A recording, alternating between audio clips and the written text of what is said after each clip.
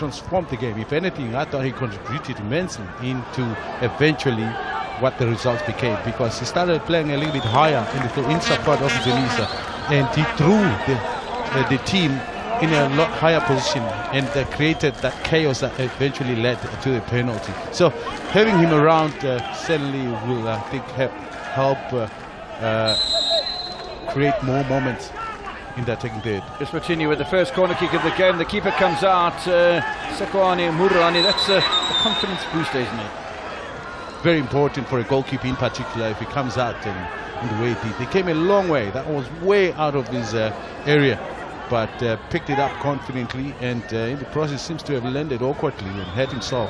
Was that a collision with his teammates? Yeah. It's just off the left-hand side of your television set. And there is a Lesotho player that's down injured as well. I think he's gotten back to his feet there. But the keeper is down injured. We'll have a look at this again.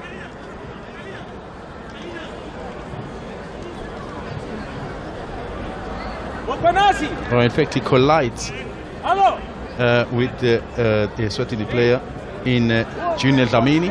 Not that it was intentional. Long throw then from Eswatini. It's not a bad one. They spill the ball. They pay the price. Eswatini in front. Kametse, brought into the starting lineup on debut in this tournament, has done the job early on here. It's not all the job that needs to be done, but certainly, William, what a great start and an opportunist effort for Kametse. It's beautifully orchestrated. Opportunity to opportunity.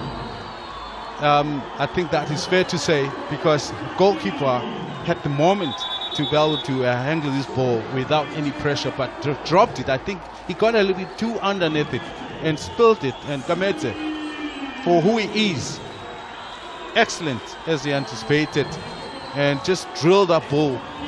You see, no pressure, but excellent anticipation. He wasn't able to quite hold on, was he, Murane? He's from the Kingdom of God, the Church Gamhlushwa. I don't want to say his name, but also the other one that actually sent message is JV Mabuza from the Alliance Church in Mbabane. So there's lots of prayers that have been given for this team to come through. The hype in the country is just amazing, and these boys must understand that they carry the hopes of the country. Certainly not happy with the structure of the Lesotho defence, which has been something that's been pretty solid so far in the tournament. Yes, they've conceded a goal in both matches, but I don't think they've really been tested that much. They will be tested today. Matse for Eswatini. And Eswatini, having broken the deadlock now, have their tails up. It's a clever little header, isn't it? It was a great idea from Inzunisa, the spear of the nation, because he was looking just to head it into the on-running supporting player. I'm not sure who it was, maybe Fanelo, who stayed. He's gotten better and playing a little bit closer. And in the previous games, I thought maybe he wasn't doing that enough.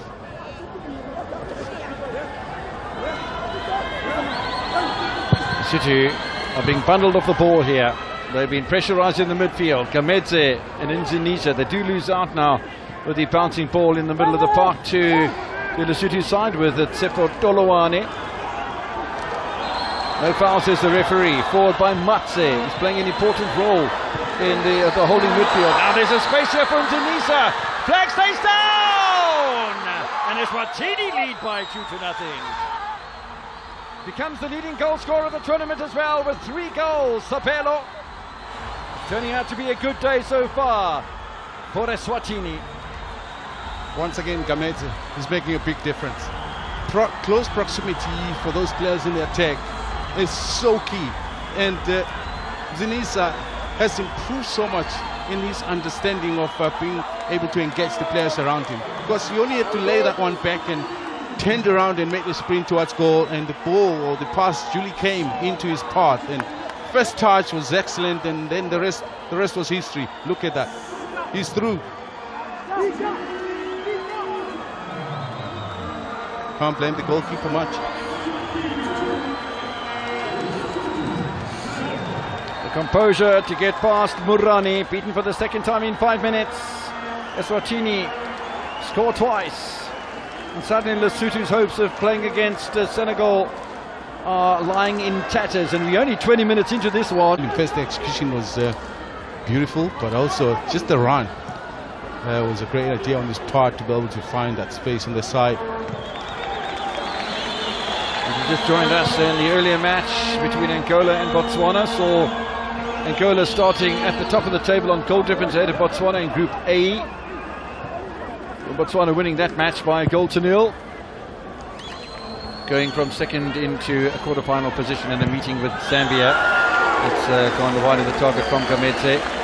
And the same situation here. Lesotho 2 points clear of Eswatini in Group B. Oh, it's so congested in that midfield, but a nice little touch in here as well from Lesotho as they push forward with Motabangsera, uncompromising from Kwaketwala.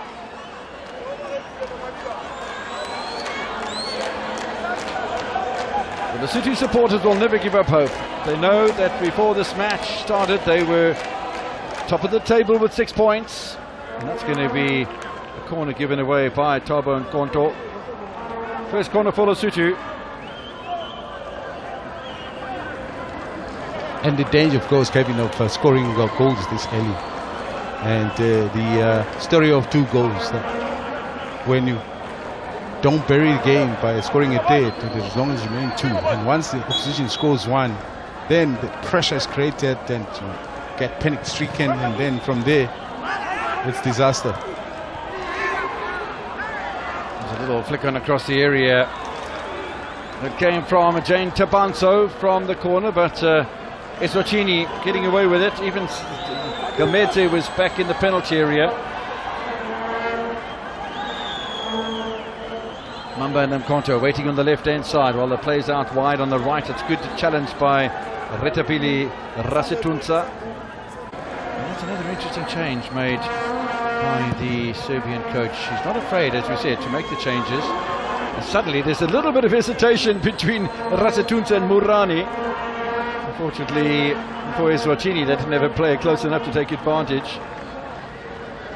But yeah, 2 changes made before half-time by Coach Jelicic.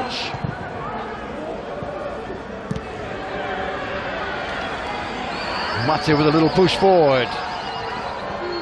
Rush of blood, and also I think the clear mind to where the ball is being played. I think there's been aimless passes played into that technical where there's no presence of a white shirt. That is some of the things that maybe Eswatini can improve from. Over at the Moses Mabhida Stadium, it's Mauritius 0, Malawi 0. Will have no bearing on the log standings as far as a place in the quarterfinals is concerned, but nobody wants to finish last in the group in a competition as prestigious as the Hollywood Bets Cosafa Cup. And Mauritius and Malawi are no exception to that. So goalless at the moment. And that'll leave Mauritius at the bottom of the table, and Malawi clinging on to 3rd position in the group, but both of those sides are already out of contention. 5 minutes to play before we have first half stoppage time, of which there will be some because of the injuries we've had to Murani in particular. And Tunisia had a little bit of a knock as well. Eswatini doing all they need to do right now. Intervention in the middle by Eliseme Lobokolani. And Konazi not quite able to get the touch through towards Makateng. I must say Jane Tabanso has made a difference since he's come on. I think it's a big inclusion. Now you've got up front, you've got Makateng, you've got Serra, and you've got Tabanso. It is a little bit more of a threat, I think, than the initial starting lineup. There are those that want to play, but there are those that want to get themselves out of trouble by getting rid of the ball and playing along aimlessly. That for me is a ploy that I don't think suits them right now. Yes, they're in the lead, but then that's when you have a little bit of leverage to hold on to the ball a bit more, recycle it a bit defensively, make Lesotho chase. Lesotho are chasing at the moment. New man, Makokowani. Upanazi, I beg your pardon, Gamete's threat very clear.